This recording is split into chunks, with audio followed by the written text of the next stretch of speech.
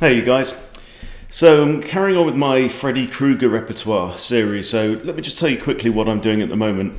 I'm entirely encamped in Blitzland right now because what I'm doing is I'm working over and over and over my repertoire, and I'll do a video on how I do that and how I use the Lichess studies to improve, ideally. Okay, so we're carrying on the series now. So I'm in a Lichess study here for the opening that I want to show you for black right now. Just going to switch off record so that it doesn't then add moves that I make onto the PGN, okay, because it'll mess my stuff up. Because I've got different studies for all my openings, okay. But so the idea of the Freddy Krueger repertoire is basically that if you're a Vienna player, so let me flip the board. Okay, so if you like, as I do, a little bit of Vienna Gambit, okay, and you want to play this and then la-di-da and attack the knight and send the knight home, and or maybe this, in which case that, and you know, white's doing very well and we all like this situation, okay. Now let's say, but what if you're a black player and you like to play like that and you would like to recycle patterns and ideas when you've got the black pieces right now, even though you haven't got the initiative? How can we guide play in that direction? So this is what I'm trying to do with the Freddy Krueger repertoire, right? So for Freddy Krueger, certainly for black, I'm saying, well, we want to get into a similar situation, so we're going against e4, we play e5. Now the most common move by a long way here, with nearly 30 million moves, is knight f3, and then bishop c4, okay? Now knight f3, we'll play knight c6, which is by far the most common thing, and then you've got a few options. The main ones are the Italian, the Spanish, and the Scotch, and then the Ponziani, right? So against the Spanish, we play f4, and that is the Schliemann defense, okay? It's got another name as well that I can't remember, the Danish gambits, right? So that's fine, and that actually does quite well. Against the Italian, bing, we do f5 again, right? So we're getting into the same kind of situations, and this is the Russo Gambit, okay, and I've got a study on that. And then anytime, if they take here, you advance and you hit the knight, and then you're also preparing this with tempo because the bishop's there. And it's a similar deal if they play the Spanish, right? So yeah, we play knight out here, they play the Re Lopez, we push that, and if they take, we hit the knight, and it was slightly favouring black even. So you've got equality already. Plus, the main thing is that you've taken your player well out of their comfort zone, and that's very important. Okay, so and if they play the Scotch, then this is playable. f5 is playable, but it's poor and only scores 43% of the time. I'm actually preferring at the moment to go for this, hang on, Scotch, to go for this line, which is very interesting, and that's called the Steinitz variation. It's just very aggressive, and you know, it's got similarities for Vienna players who might throw the queen out in some lines. Okay, now, and that's all well and good, but what if you do this and they do this and they don't bring the knight out? They do the second most common move, which is bishop c4. This is the bishop's opening. Now it's a lot less common. So knight f3 has been played. So this is the, I think, full. It's not. It'll do full spread on blitz and rapid. So knight f3, 38 million times here. Bishop c4 is the second most with only 6 million. So it's like 1 in 7 already is move 2. And then King's Gambit, and then is that the Black Mardima Gambit? No, that's a centre game. It's a centre game down in 4th. And then knight c3, the Vienna, is 5th most common, okay? So, you know, that's what Vienna players like to be. We like to surprise people, you know, come up with surprises, yeah? Now, so, bishop's opening, what do you do? Well, it just so happens that, lo and behold, you can play f4. Now, this is very interesting. Okay, and this is called the Calabrese Counter Gambit, and I have a study on the Calabrese Counter Gambit. Okay, so hang on, it's been, why is it recorded all that gubbins what I've just done? It's recorded it all, I need to delete it all again. Okay, so anyway, I thought having this switched to off would mean it wouldn't record by moves, but anyway, so let me take you through the basics of the Calabrese Counter Gambit, and of course feel free to use my study, feel free to clone it, make your own version, whatever you want to do, it's absolutely fine. You can come along here, you can click here, you can download the whole PGN if you want and import it into wherever you like and go on about your day. So this is the Calabrese Counter Gambit, this is the started position, and I've got 8 lines on here, and the first one is the accepted line when they capture the pawn. If they capture the pawn, it's got the tiniest advantage here for white. Okay, and this is the accepted line. And what we now play is knight to f6. It's developing, we're controlling some of the center, okay? And there's really maybe four to five main options here for white. I'll cover some of them. So knight f3, we push d5. So this is going to be a very common move when the bishop is on this square, right? This knight's not out to defend, so we're making a real grab for the center, and black's already got this tiniest little edge here. Right, now, bishop comes here, we just push c6. And here, it might be tempting, hang on. Yeah, if the bishop goes to a4, do not play this. It is tempting, but it's overextending and you're leaving a lot of space here and you're really just lacking in development. So what we do, you can push e4 here, kick this knight one more time. Let's say the knight comes in, you attack the knight, and look, we've got this awesome light square pawn chain here. This bishop is now going nowhere. It's got a choice of 2 squares it can go to. We are ready to castle. We've got a semi-open f-file, all good, right? So that's when they accept the gambit, and we play this. So let's go back a couple of moves. They accept the gambit, knight f6. Okay, you might also see, oh, hang on. So after knight f6, you might see d4. Right, d4 is the second most common move, and here I'm saying we should take. And this is just all what I've pieced together using the Lee Chess Player database and Stockfish combined. So we take there. Queen takes coming out. The computer says develop the knight and hit the queen. But knight c6 does very well with 56%. Also d5. So either one is playable. Okay. I'm liking d5. You can play them in either order. So we're attacking the bishop, and that is an equal position basically. So this is all you need to remember. I've got one on d3 as well, so here we go, e4, e5, bishop out. You do this and they decline with d3. Okay, and with here, again, knight f6. It's the same kind of deal. Anytime the queen is eyeing up this potential check, you want to think about getting your knight on that square just like you do in the Vienna. Right, and this is just normal development really here in this position, and it's kind of equal. Right, but these are the best moves for black. White has a slight edge if they play d3, which is definitely one of the best moves. Okay, next chapter is knight c3. And I've got one line here, but this is fine. We build it up over time. Okay, if they play the knight out here, again knight f6. It's almost universal. Then they might play this, and it's the same kind of setup. Here the bishop can come out and pin the knight. Okay, that's just the best line.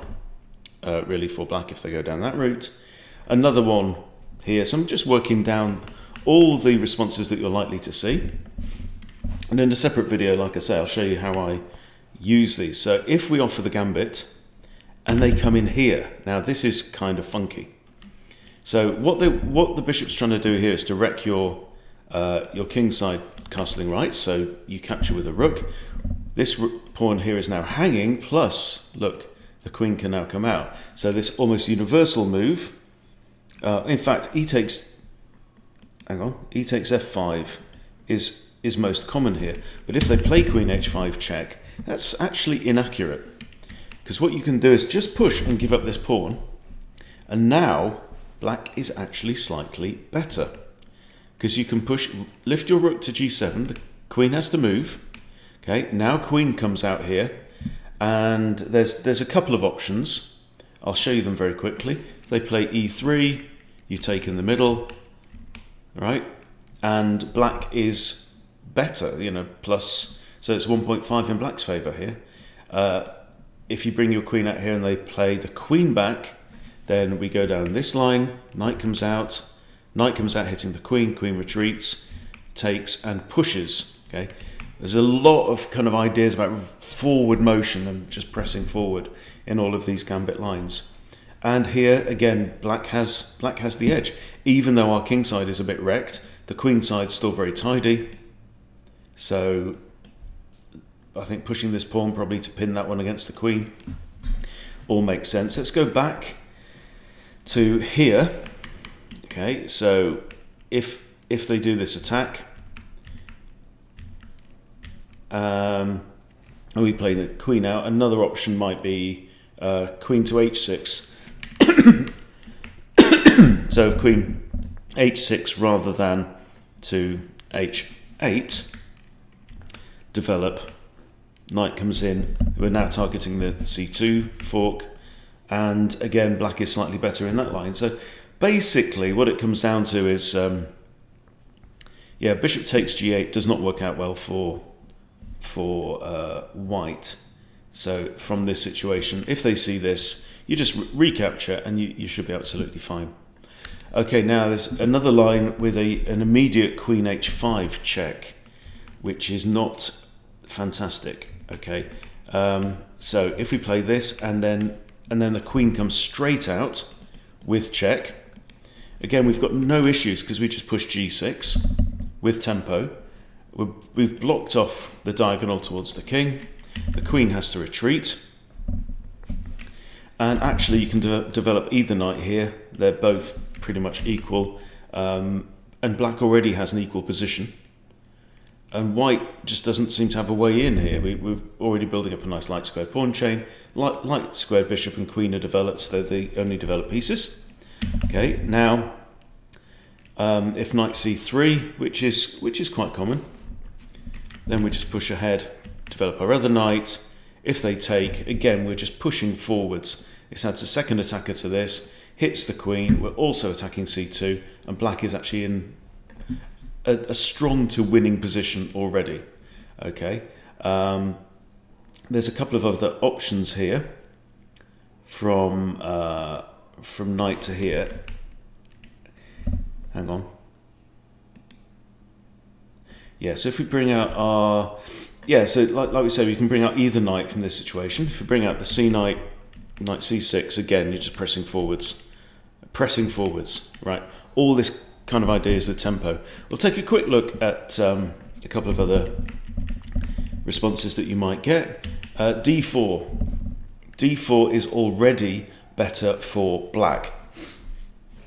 Now, it looks as though, you know, people familiar with various openings like the Alban Counter Gambit or, you know, the Vienna Gambit declined, this looks like a reasonable setup. Now, what you have to remember here is, this looks like a free pawn, okay? This one is actually protected, but e takes d4 is the only move, right? You don't want to play this one, okay? So you capture there, and now three basic responses here. If they take, black's slightly better, you just develop, right? Very common after they take here, you just bring out the knight, prevent any ideas of that pawn advancing, and what you're going to do is you're going to push d5 with tempo against this bishop, and then try and win that one, as that pawn, win it back. If knight comes out, we just push d5, okay? Comes with tempo on this, it gives us time to develop our knight, defend that pawn if we want to, but it is already attacked twice, so we're not really trying to win it back. So our basic idea really here should probably be develop the dark square bishop somehow, short castle, get the rook on the semi-open file, and happy days. A couple more just to check. So e4, e5, the bishop's opening, and f5, the Calabrese Counter Gambit. Right, now, if they play knight to f3, then we're fine here. We just take with tempo on the knight. Knight takes here. Again, d5. We're always looking for this move when the bishop's there to hurry the bishop away. And black actually wins 50-50 from this point, okay? So, knight comes out, we capture, they capture. Now what about... This is another option, okay? Now, so this actually wins. The computer doesn't like this line as much, but it wins better for black. So here we've got a fork on the knight and the pawn. If they come out and defend that, we grab the pawn. We're not actually winning at this point in time because the queen can come out here with check, okay? Now it gets funky. Then there's a lovely little trap here. Right, so this is a very, very common pattern. When with the queen on the h-file giving check, and there's a knight here or here, right, pushing the g-pawn can fall for this idea, right? Knight takes here, and then if pawn recaptures, queen wins rook. Now, but there's a little trap. Okay, so let's say they come in. Oh, this is completely different. So hang on. Yeah, knight takes here is, you see, isn't possible right now because we've even got queen takes. So that just drops the knight, okay? So this is what you might find. Bishop here check. That's pretty much forced. And if bishop here check, that is actually a blunder from white. But this is played a lot of the time. You just block with your bishop, okay? You can also block with a knight here. Now, if bishop takes, you take. Bishop takes here, and just grab the rook. Okay, so that is a line that has been actually seen 12 times already on the Lichess database. But it's just worth kind of running through to give yourself an idea. And so you know, the point of this video is not to teach you in such a way that you're going to remember, because you have to drill this stuff. Okay, so one more line that you need to know, and literally I faced this yesterday, so you've got to be quite careful, right? Queen f3 on move 3. Now, the big risk here is f takes e4, right? You don't want to do that, okay? I'm going to promote that variation and make, okay. So obviously that's what you want to play. Do not play this because it loses on the spot to queen f7 mate, okay? So that's just a trap that you need to know not to fall into. Okay, so the better move is, again, knight f6. Very common. If the queen takes his pawn, now, what would you play here as black? And it's very important that you don't do it. Okay, it's really tempting to push d5. d5, you think, hits the bishop and a discovered attack on the queen by the bishop. But if you do that, and I will add it to this, okay, and that is a blunder, so I'm going to mark it as a blunder. Okay. All right, so it's not annotating my moves because I'm not recording. Weird. Okay, well, there's a blunder. Okay. Now, if you do... Oh, no, that's not a blunder. Pardon me, I do apologise. This is a blunder. Okay. So let me mark that as a blunder. And because simply this pawn hangs, and you're in check, and you're in a world of pain there, and white is just in a winning position. So do not play that. Okay. What you have to play is simply bring out the other knight to defend this pawn that's under attack by the queen. Okay, and you might see, say, c3. You push in the middle, attacking this bishop. So there's no point hanging around to... and actually d5 here is just simply winning because now this move does work. Okay, so you're going to win the bishop or the queen. So that's absolutely fine. You just remember that if you ever see this, right, queen comes out, you don't do that. You develop your knight. If they take the pawn, you have to play this knight out first to defend this, and then you've got basically a winning move and a winning trap there. So overall, let's just check.